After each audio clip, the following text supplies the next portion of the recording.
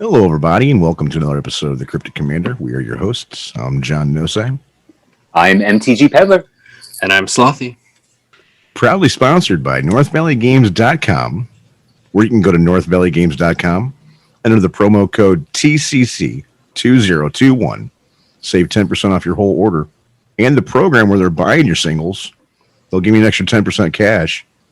And I'll tell you what, I want more Jace the Mind Sculptors, so they're currently sold. Yeah, they're currently sold out though. So sell your singles; they'll give you more cash. Sell your singles so John could buy them back. There you go. And partnered with Magic the Gathering Players Group, Facebook group, and Cosmic Gaming Community. All right, guys. I think we're going to start right off with card of the week, huh? We got a lovely card of the week picked out by our Facebook group, right? Or is Oh yeah, it's the Facebook group, the Magic the Gathering Players Group Facebook group. Yep. There we go. So this week it's going to be Hullbreacher, and I believe that we are going to set a record for the length of card of the week ever. This is going to be the longest card of the week segment ever because I have a lot to say. Oh, I do too. But first off, we're going to talk about Hullbreacher in and of itself. So 2 generic, 1 blue creature merfolk pirate coming in at rare. It has flash. If an opponent would draw a card except the first one they draw in each of their draw steps, instead you create a treasure token and on a 3/2 body. So let's just talk about Hullbreacher for a second. What do we think about Hullbreacher? It's good. On paper, it looks good. Yeah. It's a very, very good card. It's strong. I wouldn't say it is that strong. Not ban-worthy strong. No. It's strong. And also, I will be completely honest. I do not know the Commander format as well as other people. So I'm going to leave that to Slothy because he is our Commander guy. He knows the utility of this much better than me. So, Slothy, go ahead and talk about Hullbreacher from a Commander outlook. For sure. So, Hullbreacher, it's a good card in Commander, especially if you're running a lot of wheel effects. It's very popular in the Kedis and Crom decks and even Thrasios Tymna.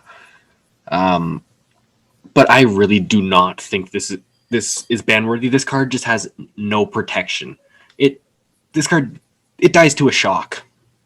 And if a card with no protection can just die to a shock and its only ability revolves around if an opponent would draw extra cards, I really don't think that it's ban-worthy. Yes, it's a very, very good card, but in a format that goes back pretty much to the entire span of Magic's history, I really just don't think that this is good enough to be put on that list with cards like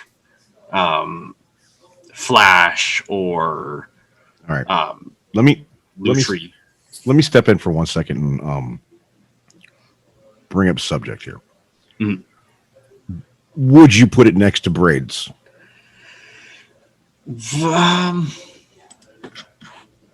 So here's my point. Okay, here's my point, and there's a good reason why you're hesitant to answer that question. In the right deck, Hullbreacher can shut down a player. It dies to removal. Yes, but that can't be the answer, Peddler. To sure it can. Yeah. How many cards ever printed are Hullbreacher? That answer would be 1. How many printings of removal in every single color of Magic's existence has ever been printed? It's countless. Yeah. It's a creature. Yeah, I do. And not even just removal. There's cards that where a creature's abilities can't be activated. There's so many answers to this card. Yeah, it is not breaking anything. No, I also don't think that it's very fair to compare it to Braids because Hullbreacher is if you would draw extra cards per turn, but Braids is regardless of what happens at the beginning of each player's upkeep, you have to sacrifice something. And so in the right deck, Hullbreacher is Braids. Oh, absolutely. In the right deck, if you're running, like as I said before, like Kedis and Crom, where you're just running an absolute ton of wheels, it is very, very strong. Mm-hmm. But it's going to be a phrase that's said a lot. As Peddler said, it dies to removal. It can be countered. It's not it's a 3/2 body. It's not particularly strong in and of itself. It's just it relies too much on other cards in your deck to make it work. That I don't think, like, if this had, like, say, hexproof, absolutely ban it, but it doesn't. And also, Commander is that type of format where a card that is not good in any other format, it could be terrible in Modern, it could be terrible in Legacy, it could have been a terrible Standard card. Commander has ways to mold and use the abilities of the entire game that you can make basically any card really good. Mm-hmm. I'm sure you can exploit giant growth in Commander to have it be something absolutely stupid. Yep. I mean, you got a point, you know. Now, my thing is what grinds my gears, what really sticks in my craw is is not so much the banning, because I'm not a Commander player. I don't care. I have zero. I am completely indifferent on the actual banning of Hullbreacher because I don't play. Mm-hmm. My problem lies in the mythology, or the methodology is the word I'm looking for. Methodology that Wizards use when they're banning a card. Because obviously Hullbreacher has been on their radar for a while. It's not that they didn't just wake up and be like, "Oh my God, we got to ban Hullbreacher." It's something that's been in their heads for a while. So what I did was I took the liberty to look at the most recent eBay sales of extended art foil Hullbreachers, top of the line, cream of the crop. The week before the banning, there was 4 people that bought it, and the average sale price is $100. Mm-hmm. $100. To me, as a consumer and a player, that is not fair to those people at all. Especially when Wizards knew at that time a week ago that this card is going to get the axe. I mean, because you have to remember, not everyone that plays this game is made of money. $100 card is a big deal for a lot of people. It's not something you just go out and buy on a whim. Right. So basically what's happening is these people are probably playing in a Commander group, you know, and they see someone with Hullbreacher, like, oh, that's such a cool effect. I want to build a deck around that. So, you know, they every day or every week they take $20 out of their paycheck. They wait 5 weeks and they buy that $100 card. So it's a little bit more in their price range and it doesn't hurt the wallet as much. But then Wizards the next day or 2 days later, after you spend that $100 that you saved 5 weeks for, says, "Oh, sorry, we're banning." Yeah. That to me is garbage. That is Absolutely. absolute garbage on Wizards' part. And to me, there is a very easy fix that I don't understand why Wizards doesn't do this. If a card is warping a meta, and again, we talked about, I don't believe that Hullbreacher fits that exact, you know, that description. But if a card is breaking a format, they should give us a 2-week warning, a 3-week warning. Say, hey, you know, we're seeing, you know, a lot of play percentage and win percentage, or, you know, this card is getting too much percentage and too many winning decks. We're going to investigate it and see if a ban is coming. Give us some warning before we go and spend $100 on a card that is now worthless. Yeah, that if you're one of those 4 people, so I'm sorry, Sloppy. It's all good. If you guys can't see me, I'm actually pacing right now. I'm pacing in my house. That's how mad I am. Ouch. If you're one of those 4 people, you literally just lost 70% of your investment overnight. Yeah. That is crap. yeah. Okay, continue. Especially for a company that doesn't pay attention to a secondary market. Mm-hmm. And yeah, sure, they don't pay attention. They absolutely pay attention to the secondary market. Why are we paying $400 for a collector's box of Modern Horizons 2 when all those cards cost the same amount to make? Probably even cheaper because they already own half the art in there. Why are we doing Secret Lair? Oh no, but hold on. Secret Lairs make a little bit more sense though, because at least that's art unique to that drop. I will give them Secret Lairs. I'm fine with Secret Lairs, and you're not forced to buy it. I mean, you're not forced to buy anything, but I mean, you don't need to buy the Secret Lairs besides The Walking Dead to have any impact on the game. Like The Walking Dead was an issue because that, you know, is a limited buy and they're functionally unique cards.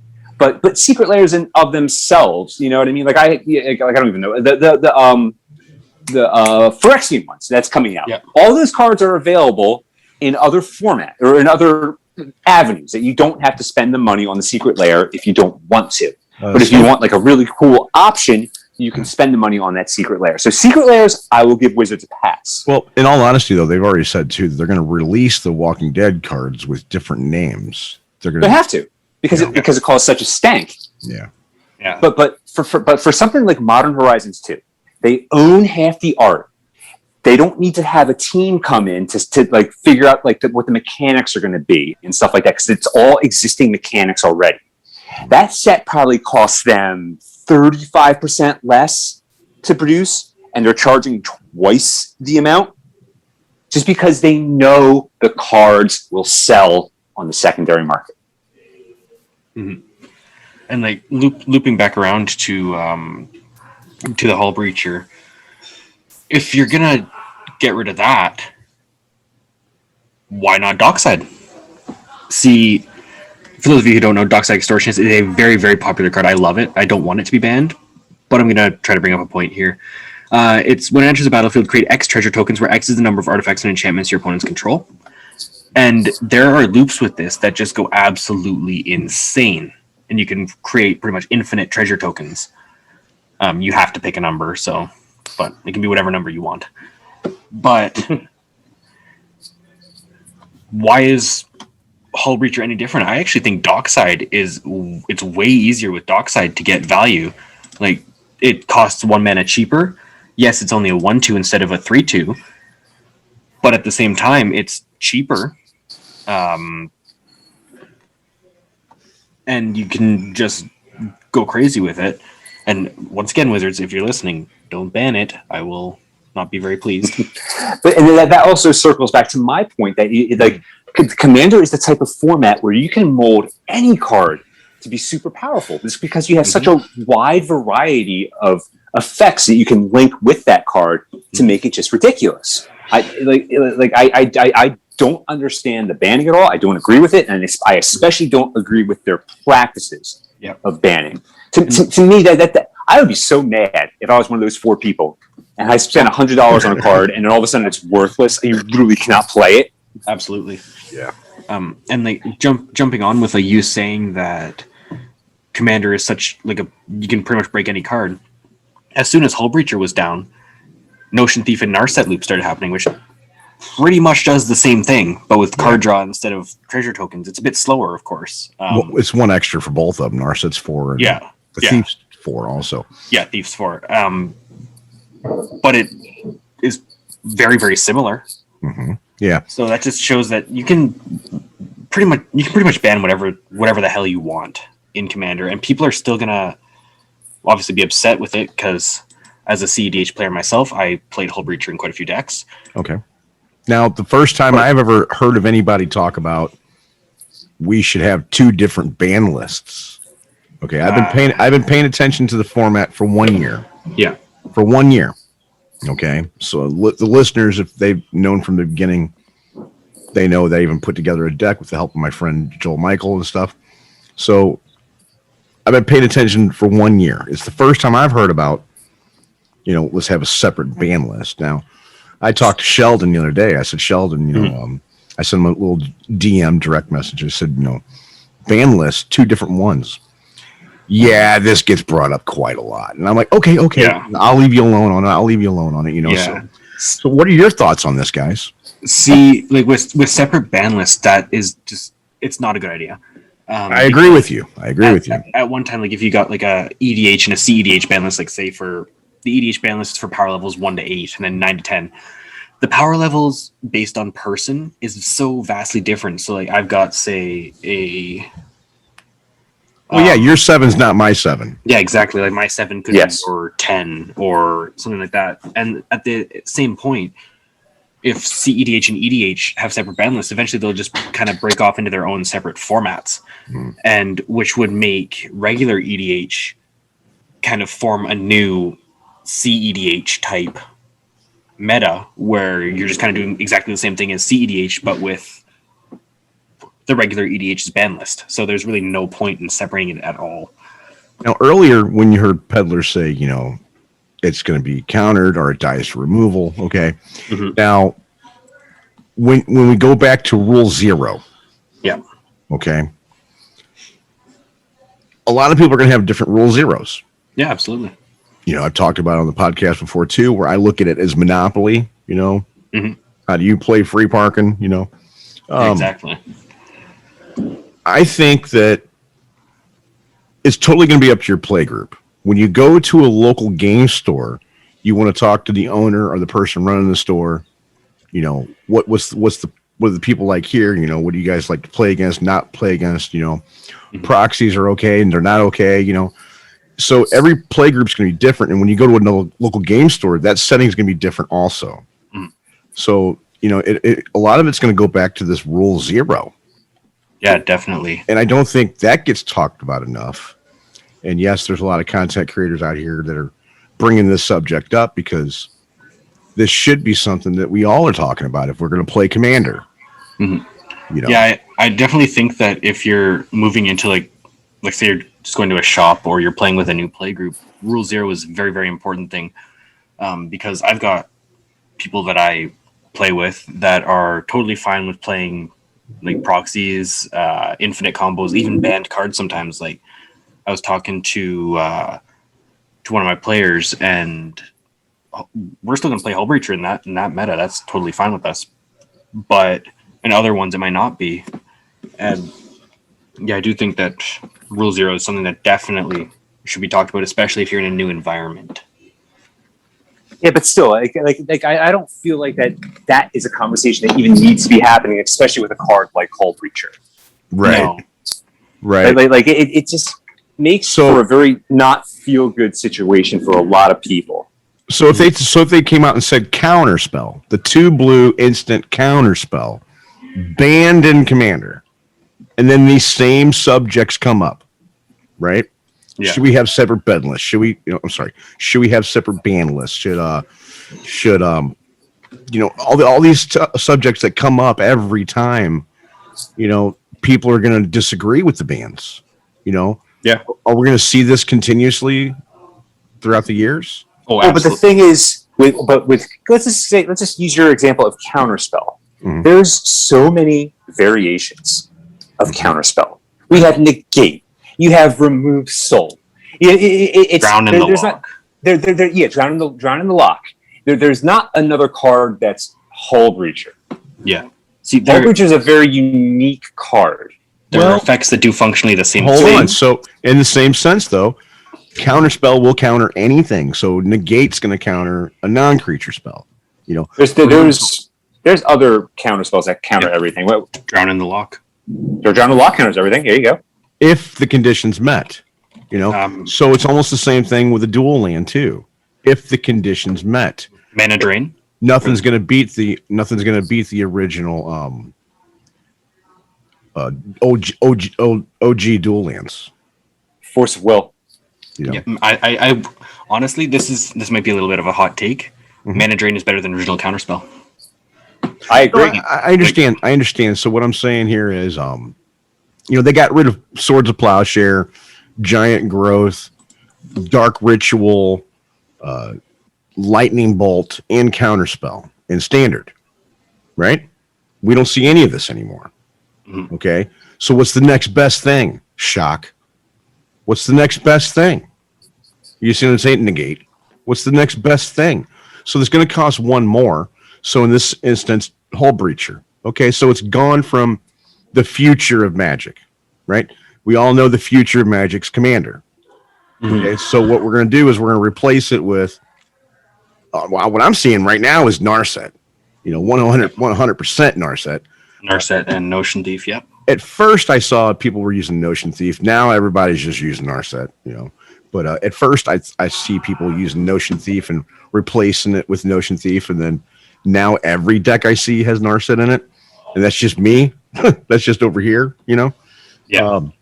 So we were talking about it, you know, like take out this and put Notion Thief in, you know, and then somebody was like, "Oh man, Narset," and I think Narset, just with the ecstatic ability alone, is powerful, you know. So anyway, One thing I would like to say about Notion Thief, because I started playing in the Return to Ravnica block, it's nice to see a card that actually has a little bit of value now. mm-hmm. Oh yeah, man. I'm also going to add one more thing too. I think that the Hullbreacher ban, it's setting a bad precedent. Absolutely. For what can be banned. I think that's going to be a deeper issue later on. Mm-hmm. It's going to be like, well, we banned Hullbreacher. We can't let this run around, can we? Yeah, I feel like it's going to cause a deeper issue later. Yeah, and I feel like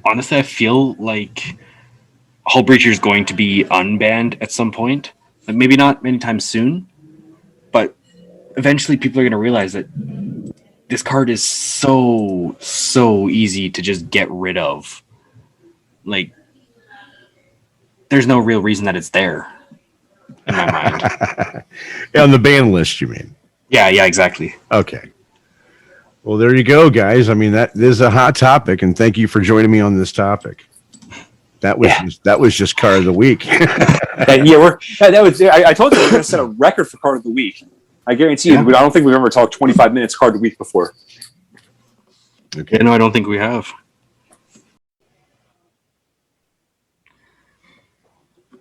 So this is where we would say that we're going to move on over to top decks, but I was looking at top decks earlier, and there is absolutely no change from last week. I was actually talking to John about this before, but Sultai Ultimatum is just going nowhere.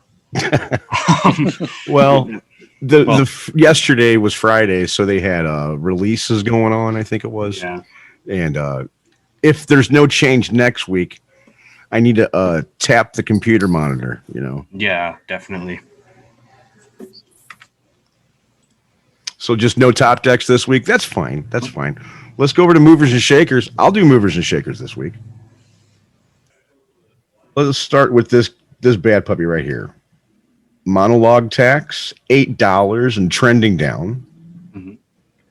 Mana drain, $49.90, slowly trending down. Also a 2 blue counterspell. Also a 2 blue counterspell that targets anything, for the record. I did mention this one when we were talking about it. That's right. I thought you said Mana Leak for some reason. Mana Leak was if they don't pay 3 or something, yeah.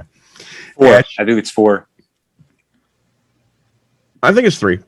Oh, you're right. It's 3. It is Ashiok, what was this? Ashiok Nightmare Weaver, $5.20, slowly trending down.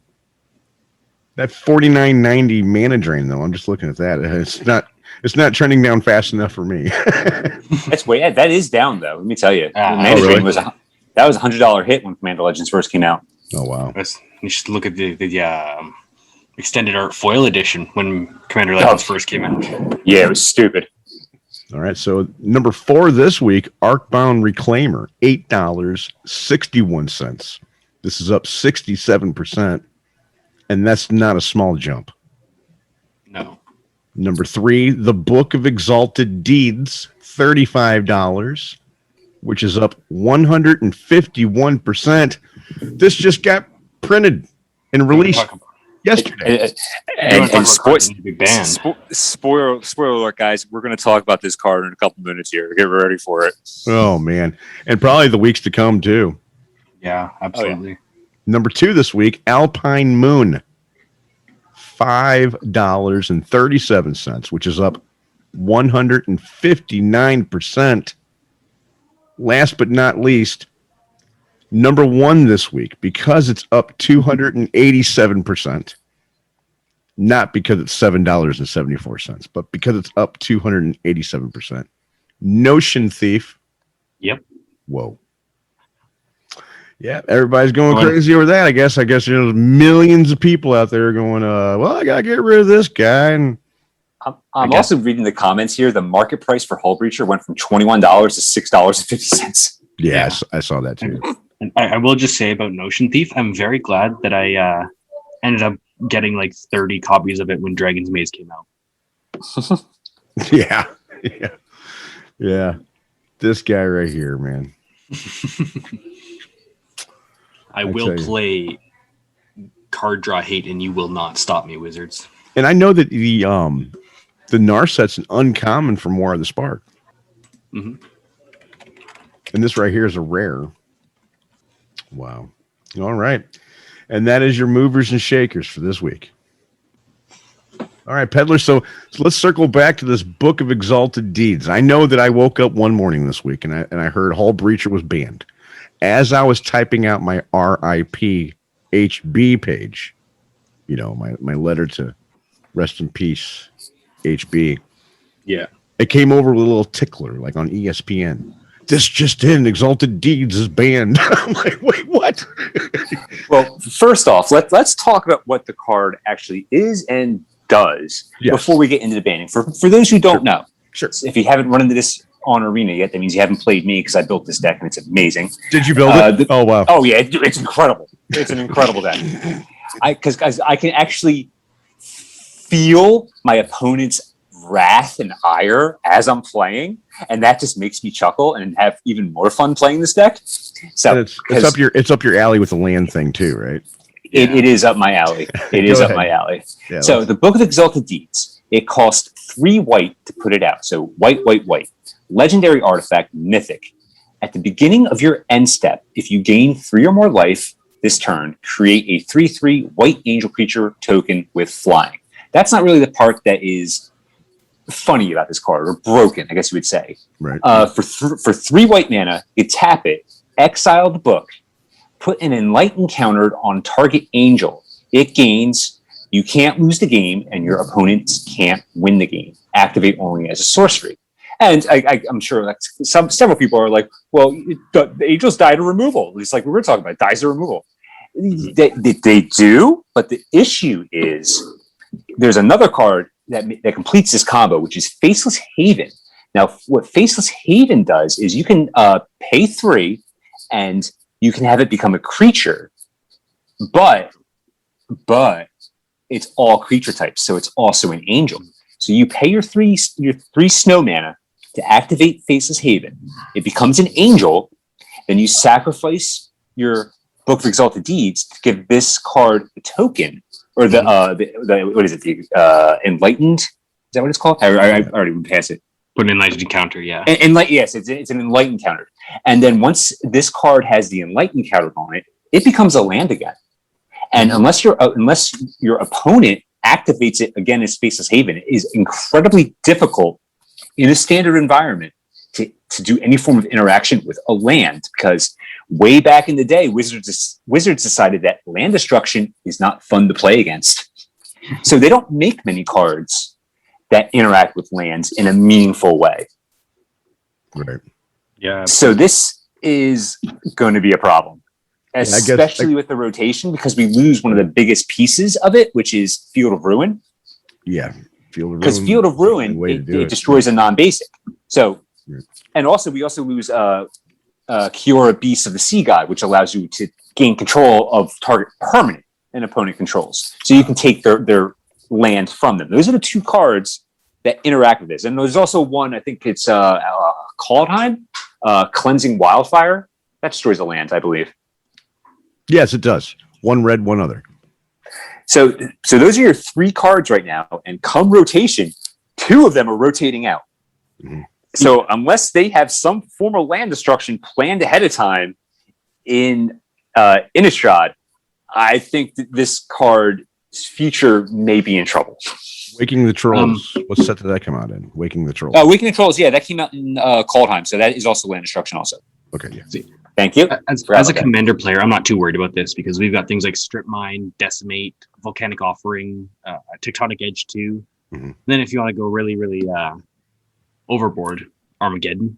Well, the thing about this podcast is we cover all the formats. Exactly. So what Peddler's trying to allude here to is in Standard, this is big deal. Now, I will go ahead and further just ensure the listeners that this is not a ban, and they said that we're not looking at a ban either.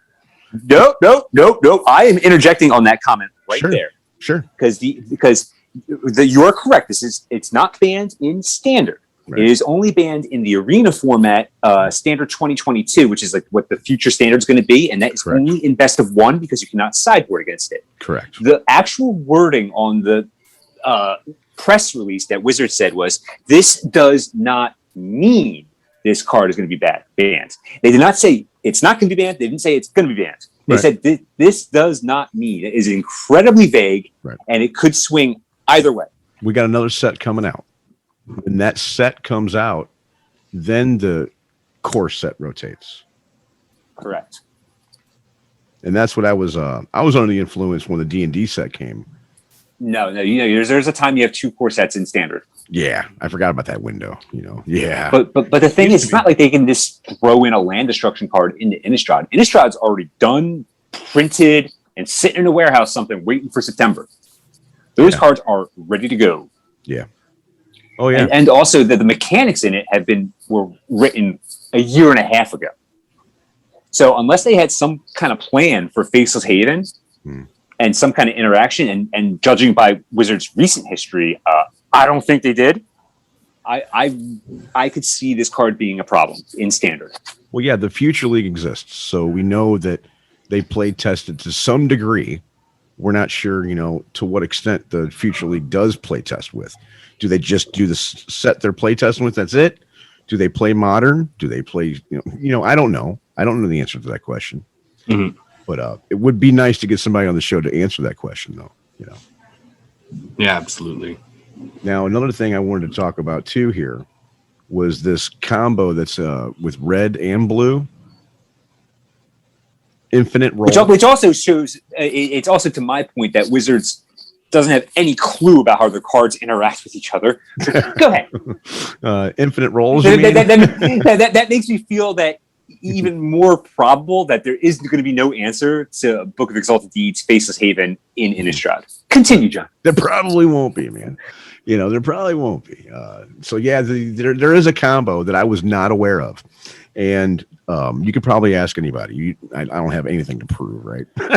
Anyway, so I was working with the deck of many things, and I know it's sporadic. You're probably hoping for that 20 to get a creature out of the graveyard if they have one there, and then put it into play and then kill it so you win. Mm-hmm. And of course, it wasn't coming along the way I wanted to. So I wanted everybody to play test with this deck that I'm building and tell me what's the key piece that I'm missing. I found it. Delina, however you spell it or pronounce it. Yeah, that girl is wicked. It's a 1 red and 3 other legendary creature. And when it attacks, you can pick any creature you want, even herself, and make copy of that creature that's not legendary and attacking. Now, you probably think, well, why not do it on herself? Just like the Book of Exalted Deeds, it makes an angel. Why not put the counter on that angel, right? Well, what you do is you don't target her. You target that blue creature, that glimpse pixie or whatever it's called.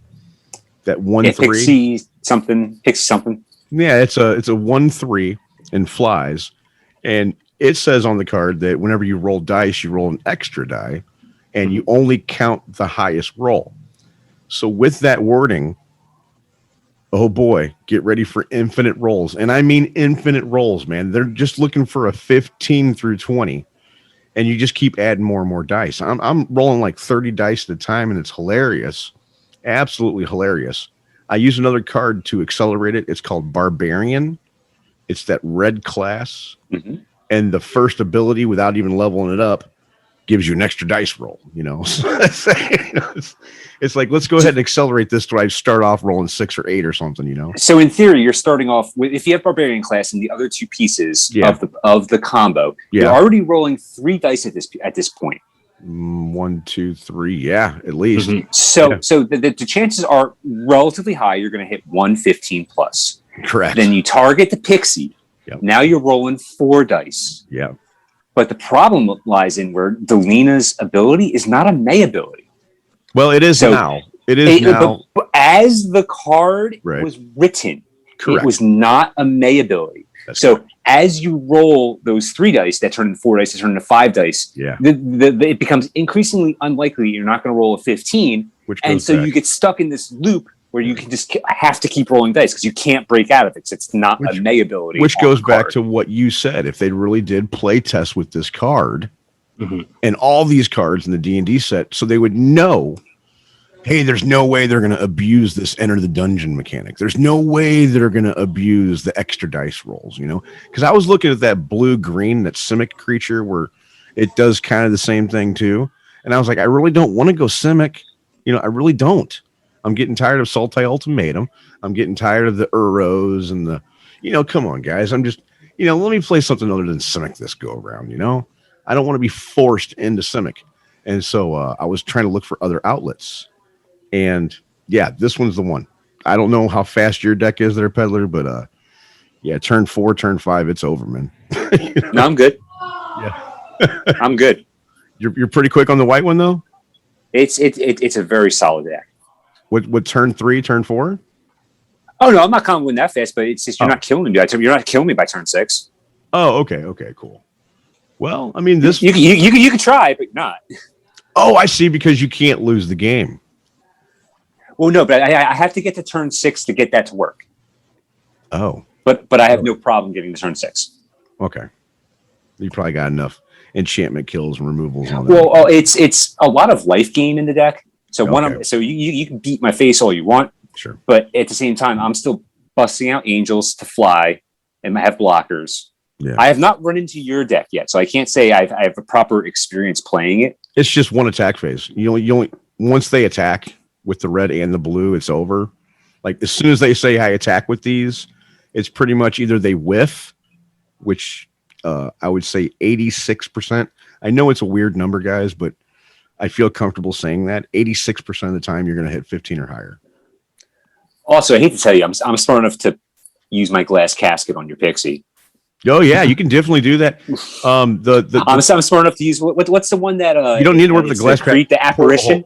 Yeah, the apparition. I use the apparition that exiles Skyclave. Yeah, Skyclave apparition. That's it. I use that. I got plenty of answers. You're not getting there. I got what you're saying. That's what I was saying. You probably got enchantment removal and all the others.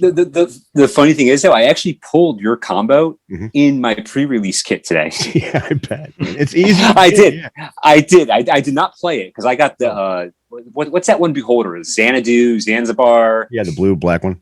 The blue black one. Xanathar. Xanthar. That's it. I pulled him, and I also pulled YOLO. YOLO. Volo. Yeah. Volo, that's it.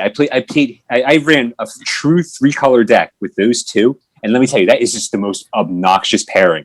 Because with Volo, every time I play a creature, I make a copy of that creature when it's cast. And with the Beholder, I'm playing your creatures off the top of your deck. Yeah. So I can just keep playing your creatures until either I run out of mana or you have a land up next, and I just let you draw your land. Yeah. It's stupid. Yeah. It's stupid. Yep. All the shenanigans you can do with Magic the Gathering. And that's out of 6 packs. I had two combos ready to go out of 6 packs. I am seeing that a limited environment, this is a good set to have fun with if you want to go. This is an amazing set, limited. I've drafted 4 times on Arena, and it's a blast. I went to my pre-release today. I had an absolute blast doing Sealed. I'm going to go next week for release week because I had that much fun playing Sealed with this. This is a great Sealed set. I don't think it's going to have that big of an impact on Standard. Or Constructed. Right. Yeah. Right. I mean, I don't want to say Constructed because I don't know Modern very well. I don't know Commander very well. So I don't want to say that there's, but I know Standard pretty well, where I don't think that there's going to be much impact in Standard. There's a couple cards. I agree with Slothy. There's a couple of cards, in a limited environment, it's totally different than a constructed environment, but, let's go over to Beginner's Corner. You guys ready or no? What's Beginner's Corner? I'm ready, but I don't know what Beginner's Corner is. Yeah, me too. Me neither, right? It's always on the whim. So, all right. What is constructed? What is limited? Beautiful. I don't know. You tell me. You tell me. All right. Constructed. What's constructed? Mommy. I'm taking limited. I'm just gonna kick the door in. I'm taking limited. All right, Yeah, so I'll take limited. constructed. So when someone says a limited format, that means that the cards you have to use to build a deck is limited by what you can get. So the two big ways of playing limited is sealed and draft. In sealed, you get 6-packs. And if it's a pre-release, you get a 6-packs and you get a pre-release card that you can also use. But that is the only cards that you can build a deck from. So you open up your 6-packs, you lay them out in front of you, and you build a deck. Yep. That is a limited environment. And basic lands are auto-includes. You do not have to play just the basic lands you open. You can use as many basic lands as you want. But if it's a non-basic land, like an Evolving Wilds, you can't throw 7 Evolving Wilds in. You have to. That's what you open. So basic lands are always a free card in limited. You can use as many as you want, but then the actual meat and potatoes of your deck is going to be those 6-packs you open. And the other format in a limited environment is draft. Now, draft is different because you have 3-packs. And what you do is you open up the first pack, you get to pick one card out of it, and then you pass that pack to the person next to you. And the person on your other side passes you their pack with one card taken out. And you build a deck that way. So you kind of have to have an idea of, okay, I got this card here, so this is the kind of cards I want to look for. These are the colors I'm in. And then you open up a bomb in your third pack, and you're like, oh my God, now what am I going to do? Because it's not my colors. So I got to have to splash for this. So that is limited in a way that you only have access to the pack that's in your hand at the moment. You can only choose one card at a time. And if you're looking at a basic land, just keep in mind, Peddler probably already has that. Peddler does have. I have a full set from Alpha to D&D. Yeah, Peddler. Every basic land in a release set, I have it. Peddler's got that. This is true. Slothy, what's constructed? So constructed is very, very different from limited. You can play with any card that is legal in that particular block, I'll say. So examples of constructed include like standard, modern, commander. And basically you can use up to, in like standard and modern, up to 4 copies of any card that is legal in the set, except for basic lands, of course, unless it is otherwise specified. So I find it much easier to... I think we lost Slothy. Yeah, I think so too. Well, I don't find it much easier to lose Slothy. But let me tap I'll tap the monitor. Yeah, I'll tap the monitor. Hold on. Oh, he wants back in or something. I don't know. He said his power went out. He said give him a sec. All right, guys. I'll go ahead and do constructed. You know what? Peddler, just do constructed. All right, so constructed. I like talking. So yeah, that's why John passed over me. He knows I like to talk. So constructed, it varies from limited in that first off, you can only have 4 of any card that is legal in whatever format you're playing. So all formats, Commander, Modern, Vintage, Pioneer, Pauper, Standard, they all have a different set of cards that are legal in the format. Like Standard has X number of sets and they rotate every year. So like, when this one set drops, these other sets rotate out and they're no longer legal in Standard. So you can have a maximum of 4 of any card, not basic lands. You can have as many basic lands as you want. So that's like one of the only similarities to limited, that you can have as many basic lands as you want in the deck. It has to be, depending on the format. Some of them have a minimal amount of cards you can have. This is actually one thing I forgot in draft too, so it's a good thing I'm talking about this. Drafting, the deck has to be 40 cards. Have to have a 40 card deck if you're drafting or if you're in sealed. But something like standard, that's a 60 card deck is your minimal. And Commander is one different because it's not, you can have up to this many, but as many as you want over. Commander is 100 cards. That's it. So you have your Commander plus 99 other cards. So Commander is much more stringent on the size of your deck. All decks are the same size. And Commander whereas is a singleton format. Yeah, singleton format, so you can only have 1 copy of each card in. And like with standard, there's standard decks right now that have 80, 90 cards with those Urian control decks. They have a ton of cards in it. They have a ton of cards. So it's a lot. It's different from each format, but each format is the same general overview where you can have X number of cards up to a maximum, up to a minimal deck size, and that you make the deck beforehand. You're not making it as part of the event, like draft and sealed. Right. You are putting that deck together as you're actually playing the event. So the deck building is actually part of the experience. With standard Commander, you show up, you open up your deck box, and you go, "Let's play." So it's different in that aspect. But overall, that is the two differences between what makes something limited and what makes something constructed. All right. Well, that's going to do it for today's episode, man. Is there anything else we should let them know before we let them go? No, I don't think so. I think everyone go have some fun. I know we're finally getting to. It's depending on what region you're in and where you're listening. We're starting to ease up on restrictions from what's going on in the world. So get out there and play some Magic. Right. Let me tell you, I went to, like I was mentioning earlier, I went to my pre-release today. I had so much fun. I'm going for a release day too. It's been so much fun just to play paper Magic again. So get out there and play cards. Yep. I was not able to go yesterday or today. I wanted to go today so bad. I almost called the podcast off. But I get to go tomorrow, though. So I'm looking forward to doing that. And like Peddler said, man, if you guys are able to get out there safely, then do it. We just say go have fun, man. It's been a long time coming. I know I'm excited. And, stay safe. That's the most important thing. Absolutely. Above all. Absolutely. And Slothy couldn't finish the last few seconds of the podcast. He said he was so sorry. Yeah, he had a power outage. It wasn't that he wasn't having fun talking to you guys. His power went out. Yeah. So he lost his Wi-Fi. So we lost Slothy for this last 4 minutes that we've been talking here. Yeah, no big deal, But all right, well, that's going to do it. And stay tuned next week. We'll have another special guest with us. And until next time, keep spell slinging.